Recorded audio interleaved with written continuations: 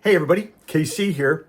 So I'm not the most organized guy in the world, and sometimes press releases come in and they sort of pile up on the desk and I get to them a little later than I should. And normally it doesn't really matter because it's for some new energy drink or for some, wing nut or whatever it happens to be. And it doesn't really matter that I didn't get to it because I wasn't going to write about it anyway. But one came in the other day that sort of rose to the top of the pile that I do want to pay attention to because it was really interesting to me. It came from the National Center for Public Policy Research's Free Enterprise Project, FEP. And basically what they wanted to talk about was what they see as the, quote, apparent discrepancy between Starbucks' public virtue signaling and its own CEO's carbon emissions. And this is how Executive Director of FEP, Stefan Padfield, puts it. Quote, Starbucks touts its commitment to mitigating the impacts of climate change. However, the company has allowed its new CEO to commute weekly from his Newport Beach, California home to its Seattle headquarters, more than 2,000 miles via private jet. It has been reported that these commutes release nearly 9 tons of carbon dioxide each round trip. This is roughly the annual energy consumption footprint of the typical American household. That is an amazing amount of carbon dioxide. And FEP says that its concern is about anything plausibly framed as corporate hypocrisy that negatively impact the company, right? They don't want hypocrisy to put the company in a bad light.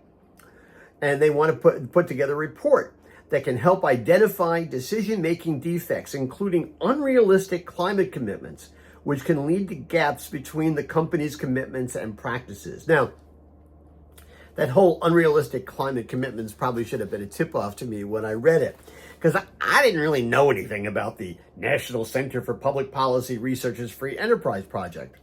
But I know that when Niccol was hired by Starbucks, I had much the sort of same reaction. And there seemed to be a discrepancy between what the company was advocating for when it came to climate and what its CEO seemed to be doing. And I argued then that Starbucks needs to be careful about that. They have to be careful, I think, about how hard they want to hit that environmental button, at least in the near future, because it doesn't want to be hoisted on its own petard. Listen, I'd rather see Starbucks be consistent in its commitment to minimizing its own environmental impact.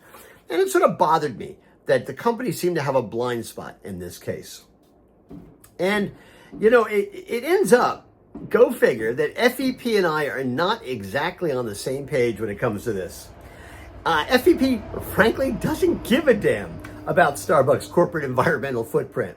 It just wants to make sure that any perceived hypocrisy on the part of the company can't hurt the short-term bottom line. The problem, it says, is, quote, the ill-conceived decision to wrap the company in unrealistic climate goals. And it says its own goal is to push corporations to respect their fiduciary obligations and stay out of political and social engineering. Now, this, of course, ignores the fact that a lot of companies have found that being good stewards of the environment and paying attention to climate goals is actually good for the bottom line. Setting climate goals is not a political decision. It can be a political decision, but it isn't always. Very often, it's an economic decision, one with long-term implications. Now, does that mean in terms of the short term, the next quarter's revenue and profits, they could be hit a little bit? Absolutely. Okay. But frankly, I think companies pay way too much attention to those short-term investors anyway.